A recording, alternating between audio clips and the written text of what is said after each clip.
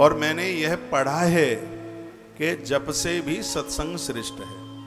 जो आप जप करते हैं उससे भी ज़्यादा सत्संग की महिमा है। आप नित्य की जो कोई पूजा करते हैं, कथा सुनने के लिए यदि पूजा छूटती भी है तो उस संकल्प को टूटा नहीं माना जाता, जैसा कि हमने पढ़ा है।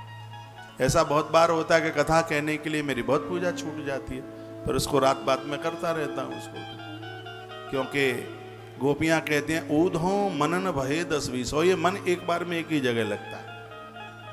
और कथा सुनते समय आप जब या तो आप कथा सुन पाते हैं या आप माला ही सटका पाते हैं। और हमने ये भी तो पढ़ा कि एक बार में मन का एक ही जाना चाहिए, और हर मन के ऊपर भगवान के नाम का उच्चारण हो, नहीं तो फिर वो माला खंडित मानी जाती है, फिर उसमें भगवत दोष माना जाता है। इसलिए आप जितनी देर तक कथा सुनते हैं उतनी देर तक कथा ही सुनिए। आपका कथा सुनना भी किसी भजन से कम नहीं है, किसी जप से कम नहीं है।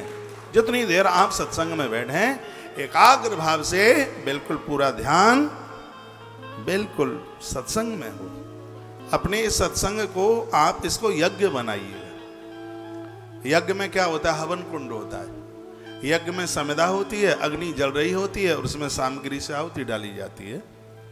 तो यहाँ श्रोता के मध्य में भी यज्ञ होता है। हर मुंडी पर 2-2 कुंडी होती हैं, एक इधर लगी हुई होती है, एक वहां तो एक ही कुंड होता है, यहाँ 2 कुंडी होती है।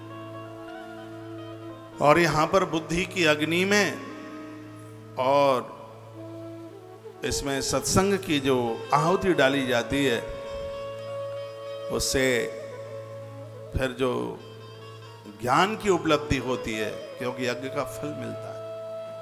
आप किसी भी प्रकार से यज्ञ करें, यज्ञ का फल मिलता ही है। परिणाम है ये, उसका परिपक्व है कि यज्ञ का फल मिलता ही है। और सत्संग को जब आप यज्ञ रूप बना करके इसको आप सुनते हैं तो परमात्मा आपको फल के रूप में प्राप्त होता है।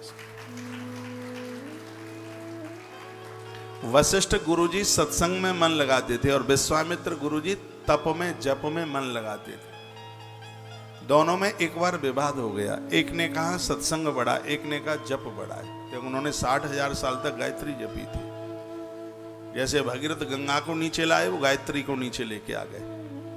तो दोनों में विवाद हो गया। अब दोनों झगड़ते झगड़ते न्याय के लिए महादेव के पास पहुंचे, क्योंकि शंकर जी जप भी करते हैं और सत्संगी भी है। तो उनके पास पहुंचे दोनों महात्मा और दोनों ने कहा कि हम आपके पास न्याय के लिए आए हैं, हमारा न्याय कर दो। कहा क्या न्याय करना है? कहा ये बता दो कि सत्संग बड़ा है या जप बड़ा है, तप बड़ा है या सत्संग बड़ा है। तो महादेव ने कहा कि मैं थोड़ा कहीं जा रहा हूं, मुझे थोड़ी फुर्सत नहीं है, नारायण से पूछ लेना। सो दोनों के दोनों नारायण के पास पहुंच गए। नारायण से जाकर के पूछा, भगवान भगवान रुकिए रुकिए रुकिए, हाँ बोलिएगा, आप ये बताएं कि सत्संग बड़ा है या तप बड़ा है?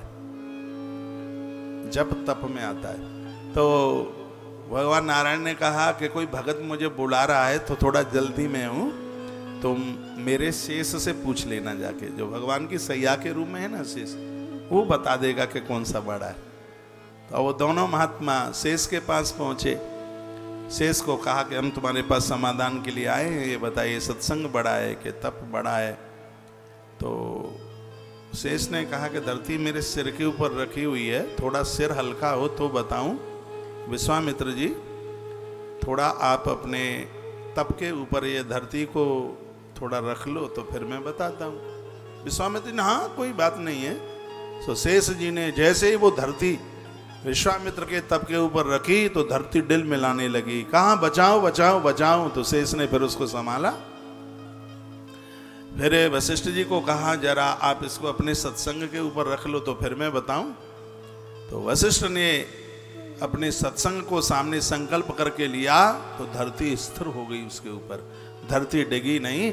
विश्वामित्र जी ने शेष ने कहा कि चले जाओ दोनों अपने अपने घर, समाधान हो गया है। क्या कि तप से सत्संग श्रेष्ठ है, जिसने पूरी धरती को अपने ऊपर रख लिया। तो जहां सत्संग होता है वहां पर नित्य जाओ तुम, हमें फुर्सत नहीं कहकर ये मौका ना गवाओ तुम। अरे सत्संग करने की न कोई उम्र होती है, इसकी कोई आयु नहीं। दो पंक्तियां गुनगुनाते हैं, बहुत प्यारी पंक्तियां हैं।